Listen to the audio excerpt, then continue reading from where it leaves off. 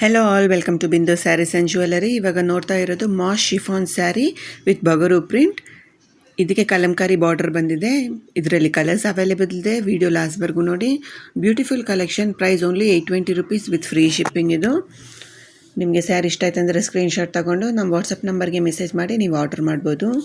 ನಮ್ಮ WhatsApp number 8951320171.